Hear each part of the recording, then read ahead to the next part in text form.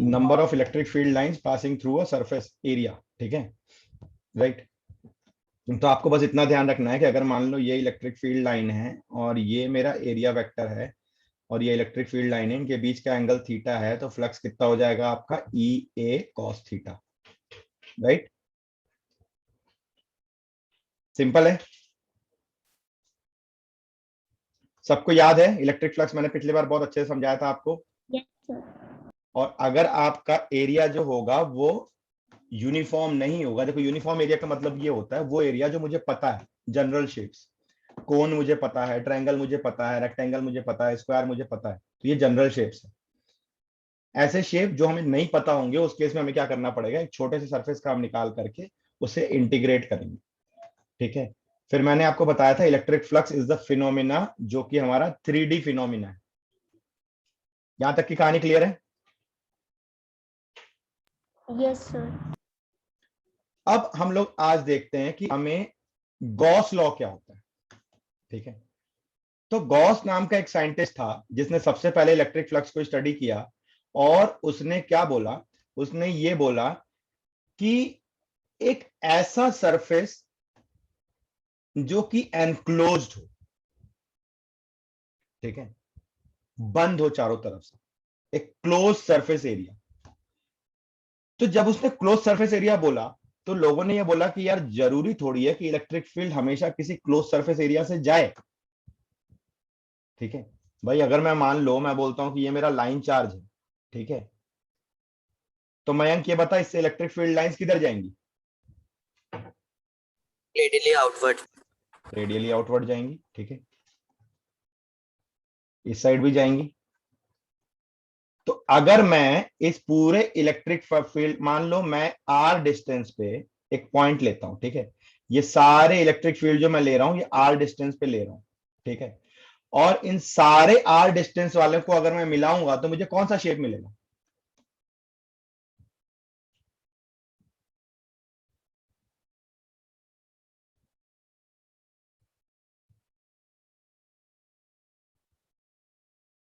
Question समझ में आया आप लोगों को? No sir. अरे मतलब मेरा ये वायर है, ठीक है, इसके चारों तरफ अगर मैं इलेक्ट्रिक फील्ड, मान लो इलेक्ट्रिक फील्ड मुझे दिखाई दे रही होती, तो ये आर डिस्टेंस पे मुझे इलेक्ट्रिक फील्ड कौन से शेप में दिख रही होती, कैसा उसका लोकस होता? सिलेंडर। सिलेंडर होता, सिंपल सी बात है ना। लेकिन क्या वहां पे सही में सिलेंडर है क्या? नहीं है। नहीं। तो उसको बोला गया गॉसियन सरफेस, ठीक है। तो गॉस लॉ जो होता है वो गॉसियन सरफेस पर डिफाइंड होता है। गॉसियन सरफेस की क्या डेफिनेशन होती है कि किसी भी इलेक्ट्रिक फील्ड के सराउंडिंग कंफाइंड या enclosed area, and this will be an imaginary area, right, this will be an imaginary area. Is it clear now? Yes sir. Yes. अब गॉस ने ये बोला कि अगर किसी चार्ज के सराउंडिंग में, ये क्यू चार्ज है, इसके सराउंडिंग में मैंने एक सरफेस एरिया ले लिया, तो the net flux through this area will be Q by epsilon not, ठीक है। The net flux through the area will be Q by epsilon not, and what will be Q? Q will be the charge enclosed in the area, मतलब उस area के अंदर जितना charge होगा वो होगा आपका Q. Is it clear? Yes sir. अब मान लो जैसे मान लो मैंने ऐसा कुछ एक सरफेस एरिया ले लिया, मैंने बोला ये मेरा गॉसियन सरफेस है, इसके अंदर एक +2 क्यू चार्ज है, एक -Q चार्ज है, और इसके अंदर एक +Q चार्ज है, तो मेरा फ्लक्स कितना हो जाएगा? 2 क्यू बाय एप्सिलॉन नॉट। कितना होगा मयंक?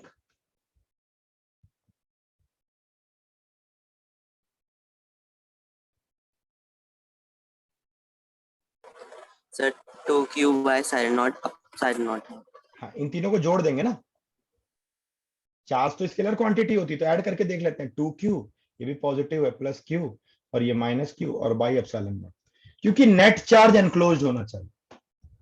Is it clear?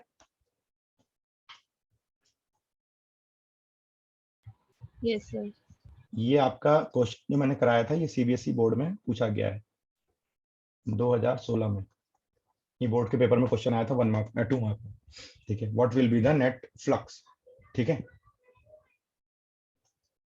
तो गॉस लॉ क्लियर है।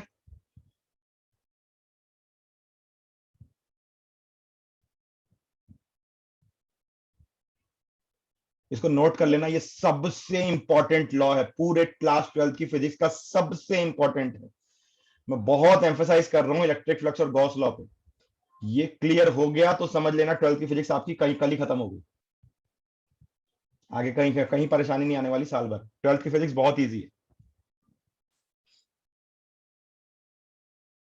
इसको नोट कर लिया अच्छे से, सिस्टमेटिकली नोट करना प्लीज। गॉस लॉ थोड़ा सा, क्योंकि इसका एप्लीकेशन अलग आएगा, इसमें जितने क्वेश्चंस कराऊंगा उसको नोट करना। प्योर फिजिक्स है, मैथ्स नहीं लगेगी इसमें ज्यादा। नोट कर लिया बेटे।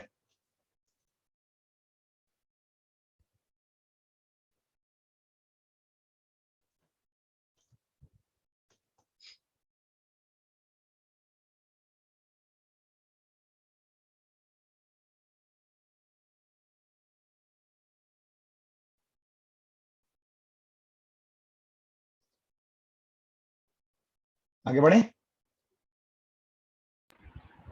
Yes, sir. Yes, yes. अब देखो ये कुछ क्वेश्चंस हैं। ठीक है, ऐसे क्वेश्चंस आते हैं आपको। ठीक है, पहला फिगर है क्वेश्चन नंबर 1। एक स्क्वायर आपका फ्रेम है। ठीक है, इसका साइड लेटर से ए है और इसके कोने में एक वर्टेक्स पे ना क्यू चार्ज रखा हुआ है। ठीक है, उसे कोने में एक वर्टेक्स में क्यू चार्ज रखा हुआ है। तो आपसे आपको तीनों केसेस में फ्लक्स ही निकालना है। नेट फ्लक्स कितना होगा।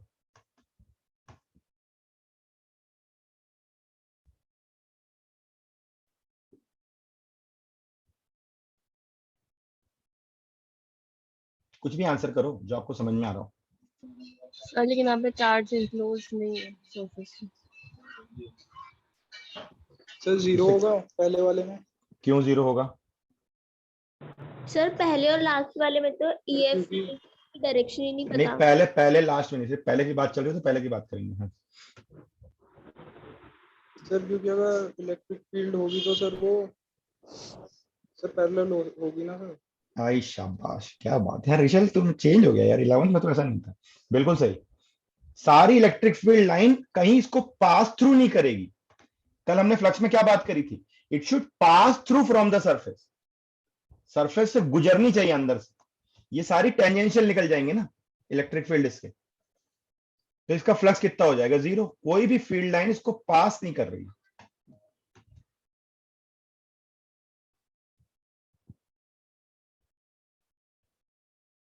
अब इसका एक और तरीका होता है जानने का कि सर ये तो ठीक है, तो आपने बड़ा अंदाजा लगा के बता दिया, लेकिन क्या मैथमेटिकली अगर मान लो ये मेरा स्क्वायर है। ठीक है, मैंने यहाँ पे एक्सिस बना दी। ठीक है, ये मेरा स्क्वायर है, यहाँ पे मैंने चार्ज रखा है। ये मेरा एक्स एक्सिस है, ये वाई एक्सिस है। तो स्क्वायर का एरिया वेक्टर किस डायरेक्शन में होगा।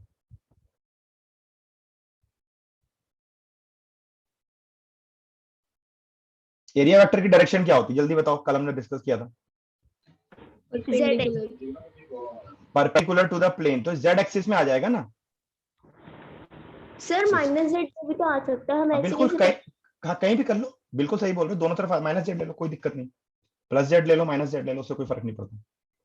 ठीक है, लेकिन होगा जेड एक्सिस के अलोंग ना। Yes sir. और आपका जो चार्ज से इलेक्ट्रिक फील्ड इसके चारों तरफ निकालोगे वो कौन से प्लेन में। X Y. तो इसका मतलब अगर मैं यहां से कोई मेरी, मैंने क्या बताया, फाई क्या होता है फ्लक्स आपका, ई डॉट ए। यार ये जेड एक्सिस के अलोंग है, ये एक्स वाई एक्सिस के अलोंग है। ठीक है, कितना एंगल होगा हमेशा इनके बीच में। एक्स वाई प्लेन का जेड एक्सिस से हमेशा एंगल कितना होगा, 90 डिग्री। 90, तो फिर डॉट प्रोडक्ट क्या हो जाएगा 90 डिग्री में, जीरो। जीरो। चाहो तो आप मैथमेटिकली देख लो। अदरवाइज मेरे को ऋषल वाला तरीका बिल्कुल परफेक्ट लगता है कि जो चीज मुझे साफ साफ दिख रही है उसके पीछे मैं मैथ्स लगाऊं क्यों। जब मेरी नजरों से ही दिख रहा है कि यार कोई भी फ्लक्स नहीं जाएगा वहां पे। तो फर्स्ट क्वेश्चन में आपका फ्लक्स क्या होगा, जीरो होगा। प्लीज नोट करते जाना इसको एज अ क्वेश्चन। ये पहला क्वेश्चन है, मैंने 3 डायग्राम एक साथ बनाए हैं, आपको अलग अलग डिस्कस करना है।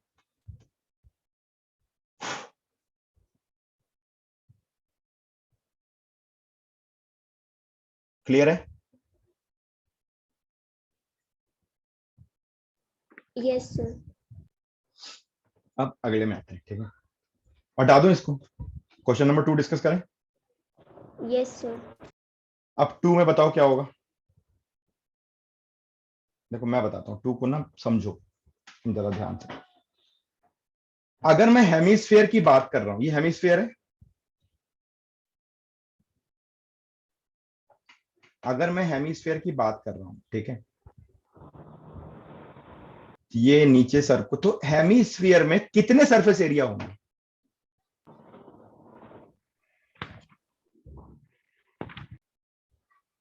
दो होंगे, एक कर्व सरफेस का और एक बिल्कुल, सर्कल। है ना, एक नीचे का सर्कल होगा और एक ऊपर का ये कर्व सरफेस होगा, राइट? क्लियर है? Yes sir. और एज पर गॉस लॉ अगर आप देखते हो, ठीक है, एक चीज जरा ध्यान से समझना, क्या इस हेमिस्फीयर के अंदर कोई चार्ज है? No sir. नहीं है, ठीक है, इस हेमिस्फीयर के अंदर कोई चार्ज नहीं है, राइट?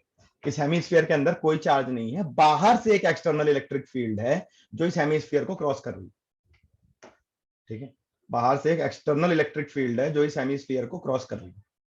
इस हेमिस्फीयर के अंदर कोई चार्ज नहीं है। अगर किसी सरफेस के अंदर चार्ज नहीं है तो नेट फ्लक्स क्या होगा आपका? गॉस लॉ क्या बोलता है भाई? Flux is equal to Q by epsilon naught. इसको हम लोग हमेशा से लिखते हैं, flux is equal to E dot D A is equal to Q by epsilon naught. यही तो गॉस लॉ है। तो अगर ये मेरा क्यू जीरो है, क्यू है ही नहीं, तो फ्लक्स कितना है? जीरो। जीरो, ठीक है। लेकिन अब ध्यान से सुनो, ये क्वेश्चन मेंस का आया हुआ है, अब भी आया है 2021 में। मेंस वाले ने ये नहीं पूछा, मेंस वाले ने पूछा find the flux through hemispherical area. तो यहां पे फ्लक्स कितने हैं? दो फ्लक्स है, क्या है? Phi of hemisphere plus phi of circle, ये मिलके जीरो हो रहा है। तो फाई ऑफ हेमिस्फीयर क्या हो जाएगा? माइनस फाई ऑफ सर्कल, ठीक है। अब फाई ऑफ सर्कल कितना होगा?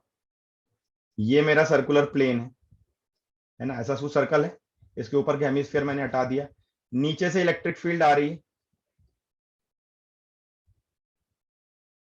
अब एरिया वेक्टर का डायरेक्शन किधर होगा सर्कल के? सर अगर ईएफ लाइन के साथ ले तो फिर उसमें पॉजिटिव आएगा आंसर, और अपोजिट ले तो नेगेटिव आएगा। एरिया वेक्टर सर्कल का किधर होगा? परपेंडिकुलर। किधर? आप मान लो सर ये एक्स, ये एक्स एक्सिस है, ये वाई एक्सिस है, तो पॉजिटिव वाई में मतलब जे कैप पे होगा या माइनस जे कैप पे होगा?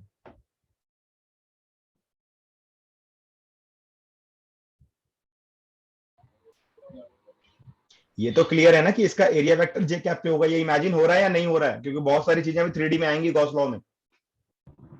सर माइनस जे कैप पे क्यों नहीं हो रहा? मैं आपसे ये पूछ रहा हूं कि आपको ये तो इमेजिन हो रहा है ना कि जो सर्कल है नीचे का हेमिस्फीयर का, इसका एरिया वेक्टर वाई एक्सिस के अलोंग होगा। ये सबको इमेजिन हो पा रहा है कि नहीं हो पा रहा है? Yes sir. Yes sir. कोई ऐसा जिसको ना हो रहा हो? जब हैंड रेस करो कि हाँ जी हम सबको हो रहा है, और जिसको नहीं हो रहा है वो मेरे से पूछो अभी अनम्यूट करके।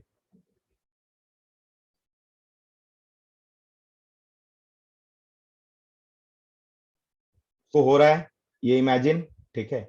नाउ टेल मी, अब मेरा सवाल ये है कि ये पॉजिटिव जे कैप होगा या ऊपर की तरफ होगा या नीचे की तरफ होगा? तो आपको क्या ध्यान रखना है इस समय कि हमेशा ये emerging out of the area होगा, ठीक है। जैसे यहां पे क्या था, स्क्वायर दोनों साइड से खुला हुआ आगे और पीछे, तो आप इसका एरिया वेक्टर इधर भी ले सकते हो परपेंडिकुलर, इधर भी ले सकते हो। लेकिन दूसरे केस में ये ऊपर वाला जो है ये सरफेस के अंदर चला जाएगा हेमिस्फीयर के, तो इसको हम नहीं लेंगे। हमेशा एमर्जिंग आउट होना चाहिए वेक्टर, ठीक है। तो एमर्जिंग आउट किधर है? इधर की तरफ, माइनस जे कैप की तरफ, राइट। आ रही बात समझ में? ये जो जो पॉइंट मैं बोल रहा हूं इसको आप लोग प्लीज नोट कर लेना, ये सब काम आएंगे क्वेश्चन में।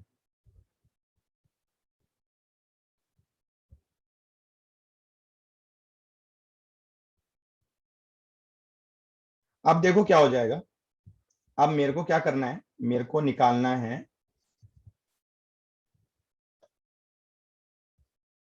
फाई ऑफ सर्कल, तो फाई ऑफ सर्कल क्या होगा, ई डॉट ए, ठीक है।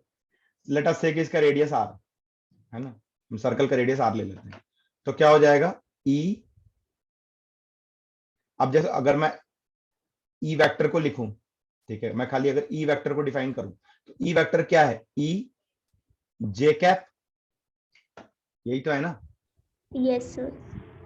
और अगर मैं एरिया वेक्टर को लिखूं तो ये क्या है आपका पाई आर स्क्वायर, ठीक है, माइनस जे कैप। तो फाई ऑफ सर्कल क्या होगा आपका ई डॉट ए, तो कितना हो जाएगा ये minus E into pi R square, यही तो आएगा। Yes sir. तो फाई ऑफ हेमिस्फीयर कितना हो जाएगा, minus of minus E into pi R, तो फाई ऑफ हेमिस्फीयर क्या हो जाएगा ई पाई आर स्क्वायर। समझ में आ रहा है? Yes sir. ये एनसीईआरटी का है, ठीक है, एनसीईआरटी में दिया हुआ, एनसीईआरटी में या एग्जाम्पलर किसी एक में है ये क्वेश्चन, और ये अभी 2021 मेंस में आया था, इसके पहले 2019 के मेंस में भी आया था सेम क्वेश्चन। सर अगर उस हेमिस्फीयर में कोई चार्ज होता तो फिर हम इलेक्ट्रिक फील्ड सिर्फ इस फील्ड की लेते या फिर उस चार्ज की भी ऐड करते? वो बाद में बात करेंगे, अभी नहीं, एक एक करके स्टेप में बढ़ो, अदरवाइज गॉस लॉ में कंफ्यूज हो जाओगे। यही सेम क्वेश्चन जो आप पूछ रहे हो ना विद चार्ज, ये एडवांस में आया हुआ है 2019 2018 के एडवांस में, वो भी कराऊंगा मैं, लेकिन अभी नहीं, अभी it is too early for us, अभी कंफ्यूज होना शुरू हो जाओगे। एक एक स्टेप करके आगे बढ़ो गॉस लॉ में। गॉस लॉ बहुत डिटेल में करना है हमें, क्योंकि ये बहुत बेसिक है, इस पे बहुत सारी चीजें सीखेंगे। तो गॉस लॉ, अभी हम बेसिक गॉस लॉ पढ़ रहे हैं, फ्लक्स निकालना सीख रहे हैं, फिर गॉस लॉ के एप्लीकेशन सीखेंगे, ठीक है, बहुत सारी चीजें सीखनी है इसमें। और गॉस लॉ के बेसिस पे ही कैपेसिटर डिफाइन होता है पूरा। चलो कोई थर्ड वाला करें। Yes sir. थर्ड वाला बहुत बार आया हुआ है, एससी वर्मा का है ये, ठीक है, ये पहले जेई में आया था एडवांस में, ठीक है, उसके बाद ये बोर्ड में भी आ चुका है, 2018 2019 बोर्ड में आया हुआ है, बहुत फेमस क्वेश्चन है। इसमें क्या बोल रहा है कि स्क्वायर प्लेट, ठीक है, अब अगर मान लो हम ऐसा रखें एक्स वाई जेड एक्सिस करूं मैं बोलता हूँ ये एक्स है, ये वाई है, जेड है, तो आप बताओ कि स्क्वायर प्लेट जो है वो कौन से प्लेन में रखी है, X Z. X Z plane में रखी है ना। ये इमेजिन होना जरूरी है, क्योंकि ये वेक्टर का गेम है, तो वेक्टर समझ में आने जरूरी है। ये एक्स जेड प्लेन में रखी है स्क्वायर प्लेट, और ये जो क्यू चार्ज है वो कौन से एक्सिस के अलॉन्ग रखा हुआ है, वाई। वाई के अलॉन्ग रखा हुआ है, बिल्कुल सही, ठीक है, a/2 डिस्टेंस पे रखा हुआ है, ठीक है, क्यू चार्ज, और यहाँ पे a है, यहाँ पे a है। अब मुझे इस क्या निकालना है, इस स्क्वायर प्लेट से फ्लक्स कितना जाएगा ये निकालना है। तो हम सबसे पहला काम क्या करते हैं कि यार अभी ना मेरा गॉस लॉ एप्लीकेबल नहीं हो रहा, तो मैं क्या करता हूँ इसको ना एनक्लोज्ड कर देता हूँ। तो मैं इस स्क्वायर प्लेट के ऊपर क्या करता हूँ कि एक क्यूब बना देता हूँ, इमेजिनरी क्यूब, ठीक है, राइट। तो मैंने एक क्यूब बना दिया इसके ऊपर। अब फ्लक्स थ्रू क्यूब कितना हो जाएगा, क्यू अपॉन एप्सिलॉन नॉट। एक ही चार्ज है अंदर क्यू, और इस क्यू को हमने एनक्लोज कर दिया, पहले ये एनक्लोज नहीं था, अब हमने इसको एनक्लोज कर दिया, तो क्यू अपॉन एप्सिलॉन नॉट मेरा फ्लक्स हो गया, ठीक है। और क्यूब क्या है, मेरा सिमेट्रिकल शेप है, क्यूब जो है मेरा सिमेट्रिकल शेप है, इसका मतलब इसके हर फेस का एरिया सेम होगा, तो फ्लक्स थ्रू ये नीचे वाला शेडेड एरिया, इसको 1 कर देते हैं, ठीक है, फ्लक्स थ्रू एरिया 1 कितना हो जाएगा,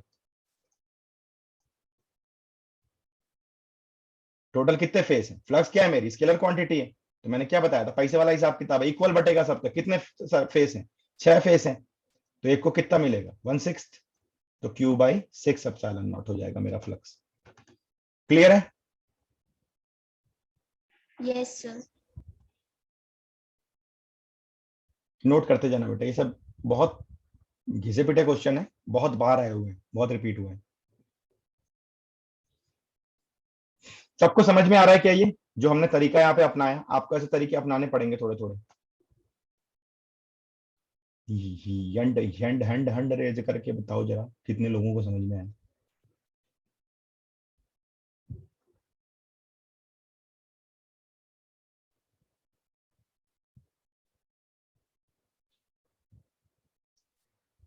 मयंक तुझे समझ में नहीं आया?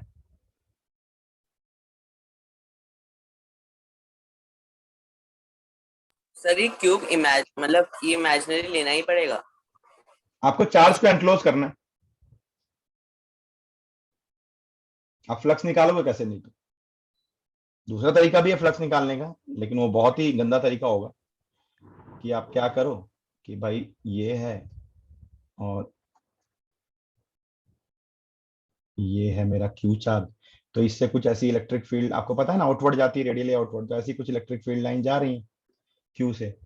तो मैं क्या करता हूँ कि एक छोटा सा कहीं पे कोई एक स्ट्रिप ले लेता हूँ, ठीक है, फिर इसको इंटीग्रेट कर करके मैं फ्लक्स निकालूंगा, ठीक है, वो बहुत रद्दी रहेगा। उसके बाद अच्छा मैंने क्या किया भाई, मुझे गॉस लॉ ऑलरेडी पता है, और गॉस लॉ क्या बोलता है, अगर चार्ज आपका एनक्लोज्ड है तो टोटल सरफेस से कितना फ्लक्स जाएगा आपका, क्यू बाई एप्सिलॉन नॉट।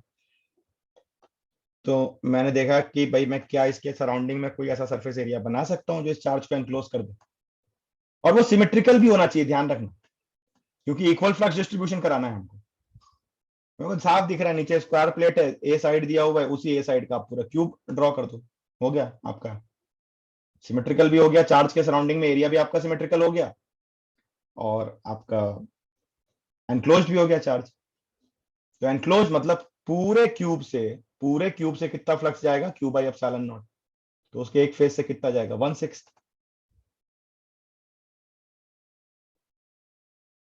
अब आईआईटी वालों ने एक कदम और बढ़ाया इस पे आगे, इसको नोट कर लिया क्या? Yes sir. अब आईआईटी वालों ने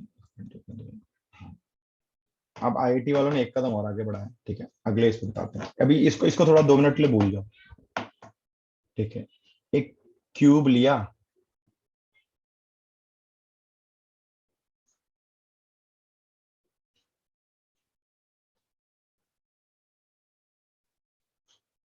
और इसके बीचों बीच एक चार्ज रखा क्यूब, ठीक है, और बोला बताओ ये शेडेड रीजन से फ्लक्स कितना जाएगा, जल्दी से बता दो। Q by 24 epsilon naught। बिल्कुल सही, पूरे क्यूब से क्यू बाई एप्सिलॉन नॉट, एक फेज से, ठीक है, क्यू बाई 6 एप्सिलॉन नॉट, और एक फेज का भी 1/4 हो गया, ठीक है, तो इसको 1/4 कर दो, तो ये कितना हो गया, क्यू बाई 24 एप्सिलॉन नॉट। सबको समझ में आया क्या? ये क्वेश्चन भी मेंस का आया हुआ है। Yes sir. बाकी लोग हैंड रेस करते जाओ बेटा, तो मेरे को समझ में आया, किसी को नहीं समझ में आ रहा तो खुल के पूछो।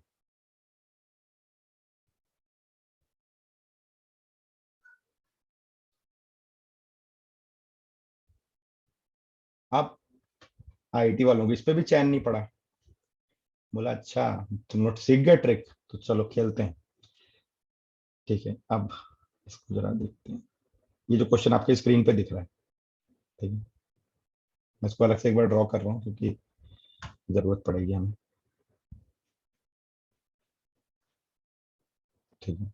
आप लोग थोड़ा अच्छे सुंदर सुंदर डायग्राम बनाने की कोशिश करना नोटबुक में, ताकि समझ में आए, पूरा खेल ही डायग्राम पे। यहाँ पे एक चार्ज रखा एक कोने में, अब बीच में नहीं रखा ना, सेंटर पे नहीं रखा, अब यहाँ पे एक कोने में चार्ज रखा की, और क्या बोला कि यार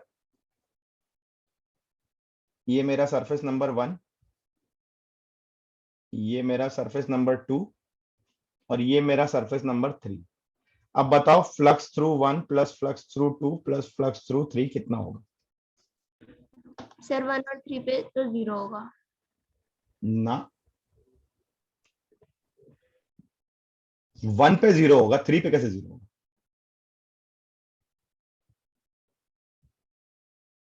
वन में तो वही रिशेल वाला हिसाब किताब लग गया कि ये चार्ज और ये वाला जो स्क्वायर सरफेस दिख रहा है ये सेम प्लेन आ गए, तो 1 पे तो आपकी कहानी समझ में आई 0 की, 3 पे कैसे होगा?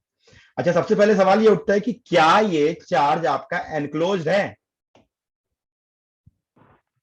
नो सर, हम इसे कर देंगे तो। कैसे करेंगे एनक्लोज्ड? सर और बड़ा क्यूब बना देंगे हम। हाँ बिल्कुल, अब इसके चारों तरफ ना सिमेट्रिकल क्यूब बना दो, ठीक है। 7 क्यूब्स बनेंगे। बिल्कुल सही, 7 क्यूब बनेंगे, है ना। देखो सीख गए ना तुम लोग मेरे को बताने से। मैंने बोला ना तुम लोग का मतलब i12 i15, फिर यश बोलेगा सर i12 होता ही नहीं, प्रोसेसर है बहुत तगड़ा। ये 4 बने और ऐसे ही ऊपर और 4 बन जाते हैं, पढ़ाने पड़ेंगे आपको। सर ये अभी अभी कराया ना केमिस्ट्री में। Solid state, yes sir. FCC BCC सीख गए, यस सर। मजेदार है ना। Yes sir. हम लोगों ने खूब पढ़ा सब इंजीनियरिंग में। ये ऐसा अब एनक्लोज्ड हो गया। एक क्यूब पहले से था, उसके चारों तरफ हमने 7 क्यूब जोड़ दिए, अब ये बीचों बीच आ गया। ठीक है, अब देखो, अब आपको दिख रहा है वैसे भी कि ये वाला मेरा रीजन नंबर 1 है, ये तो अंदर छुप गया, तो 5 1 तो वैसे भी 0 हो गया, क्योंकि फ्लक्स तो जो सबसे एक्सटर्नल सरफेस होगा उसी से बाहर आएगा ना। ये आपको बोल रहा है रीजन नंबर 2 और ये आपको बोल रहा है रीजन नंबर 3। ठीक है, तो देखो एक चीज समझने की कोशिश करो कि आपका रीजन नंबर अगर मैं बोलूं 5 2 कितना होगा, बता दो चलो एक बार में, मान जाऊंगा, मजा आ जाए। Q अपॉन में 24 epsilon not. Very good, Q/24 epsilon not.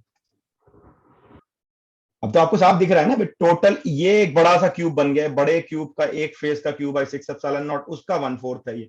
तो चाहे 5 2 5 3 दोनों सेम होगा, तो 5 2 + 5 3 कितना हो जाएगा, 5 1 तो 0 है, 5 1 भी कर दो, तो 0 + Q/24 epsilon not + Q/24 epsilon naught कितना हो गया, Q/12 एप्सिलॉन नॉट।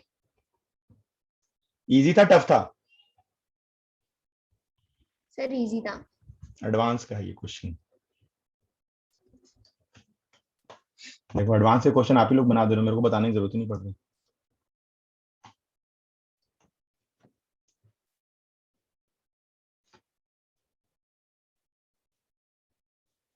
सबको समझ में आया जो मैंने बताया कैसे सॉल्व किया? जरा हैंड रेज कर दो फटाफट।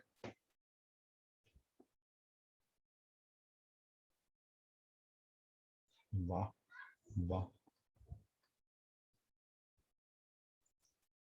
अब ये एक क्वेश्चन है, इसका आप स्क्रीनशॉट लो।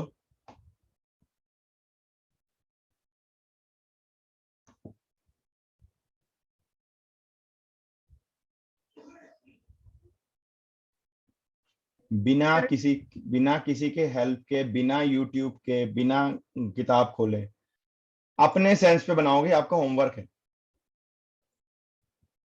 कितने लोग प्रॉमिस करते हैं कि बिना चीटिंग के उसको ट्राई करेंगे? नहीं बनेगा कोई बात नहीं, बिना चीटिंग के ट्राई करोगे। ओके, और कल नहीं बनेगा, कल हम इसको डिस्कस करेंगे, ठीक है। इसका भी स्क्रीनशॉट लो। सर ये डन। ये भी एडवांस का है, ठीक है। ये मेंस का है, इजी है दोनों, बस फिलहाल इतना, ये 2 तक, ठीक है। तो ये दोनों क्वेश्चन का फ्लक्स आप लोग ट्राई करोगे, फ्लक्स ही निकालना है, ठीक है, क्योंकि इसके बाद से जो ये सब पार्ट है ये सब बहुत इजी क्वेश्चन है, सब एप्लीकेशन ऑफ गॉस लॉ है, राइट। तो इसके बाद हम लोग एप्लीकेशन ऑफ गॉस लॉ पे आ जाएंगे, मतलब एक मिनट दूसरे वाला होमवर्क पे कर दो। हाँ, डायग्राम सारे खींच रहा बनाता है।